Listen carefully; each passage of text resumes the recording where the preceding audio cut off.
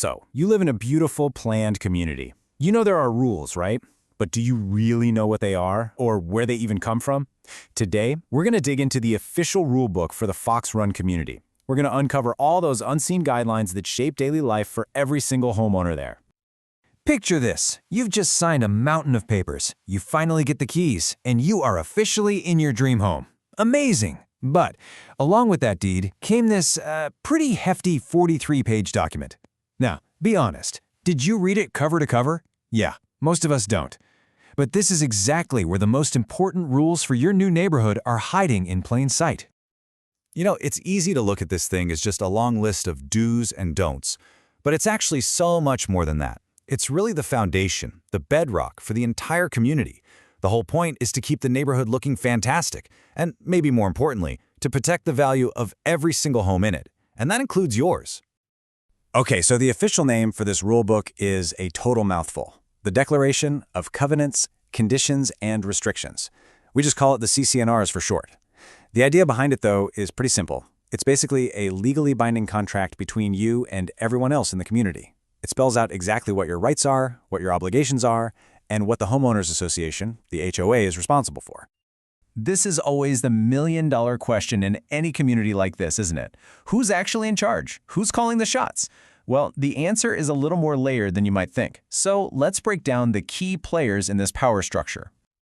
At the very top of the pyramid, you have the developer. In the case of Fox Run, that's a company called Holland Homes. These are the folks who built the subdivision in the first place. They're the ones who wrote this rulebook, and they put this entire system into motion. Next up, you've got the association itself, the Fox Run HOA. And what is it exactly? It's a nonprofit corporation. And the second you buy a home here, poof, you automatically become a member. Its main gig is to manage all the shared stuff, like the community pool, the parks, the entrance landscaping. And the group making all the day-to-day decisions for the association? That's the board.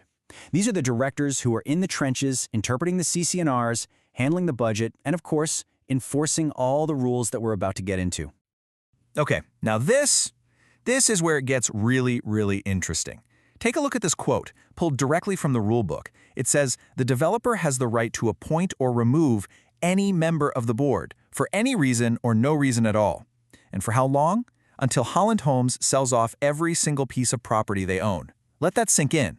This is a huge point. Until the very last home is sold, the developer holds the ultimate power. All right, let's get to the juicy part. The part everyone is always curious about. What are the actual rules? What can you do? And maybe more importantly, what can't you do with your very own property? But before we jump into the nitty-gritty, it's important to understand the why behind it all.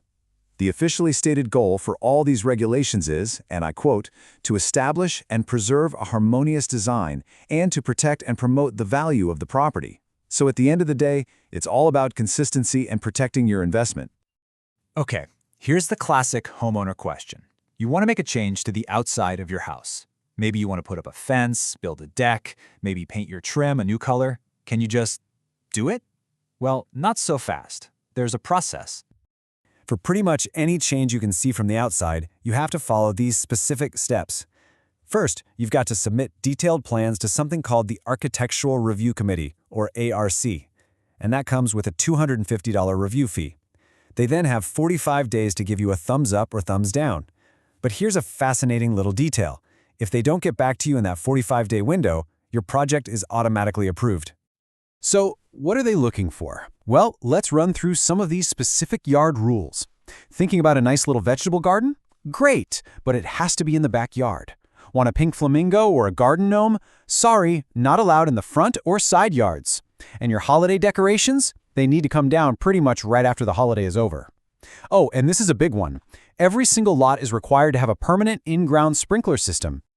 And the list keeps going for outdoor items and pets. You can't just leave furniture sitting out on your front lawn. Your barbecue grill has to be in the back, totally hidden from the street. And for any basketball fans out there, I've got some bad news. Backboards are a no-go. For all you pet owners, the limit is 2 total dogs or cats, and they definitely can't be roaming around on their own. Parking is another huge area of focus. You can't park on the street. You can't park on any part of your lawn. And if you've got an RV, a boat, or even a little trailer, it has to be stored inside a completely enclosed garage. And if your car breaks down, It can't just sit in the driveway looking sad. It's got to be moved right away. This slide right here perfectly illustrates the unbelievable level of detail we're talking about. If you want a fence, it's not just any fence. The parts of the fence that run parallel to your house must be painted Sherwin-Williams pearl gray. But the parts running perpendicular? Nope, those have to be stained with Sherwin-Williams hawthorne. There's absolutely zero room for creativity here. It is all about that harmonious design. So who pays for all of this? The landscaping in the common areas, the upkeep on the pool, the insurance? That doesn't just happen by magic. That's where you, the homeowner, come in. So let's take a look at the financial side of living here. The official term for your HOA fees is an assessment. It's really just the money that gets collected from every homeowner to pay for all the common expenses. You know, from mowing the big lawns to keeping the pool clean, all the things that keep the neighborhood running smoothly. And here's the specific breakdown for Fox Run. You've got your annual dues of $350, which are due every January 1st.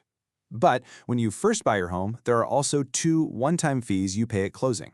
A $250 initiation fee for the HOA and a $100 onboarding fee that goes to the management company. So, this brings us to the inevitable question. What happens if you break one of these rules? I mean, whether it's parking on the street by mistake, putting up the wrong colored fence, or just falling behind on your dues, the association has a process for enforcement. And let me tell you, the CC&Rs give the association some serious power. I mean, they can issue fines, or they can put a lien on your property if you don't pay your fees, which makes it incredibly hard to sell or refinance. They can even suspend your right to vote in the community or ban you from using the pool. But get this, for certain violations, the HOA has the right to actually enter your property, fix the problem themselves, and then send you the bill. Wow. So, after digging through all of these rules and regulations, what's the big takeaway here? Well, the core idea behind this entire complex system is to protect your financial investment. By making sure every single home and every yard meets a very specific standard, the goal is to create a stable, consistent community where property values are protected for everybody.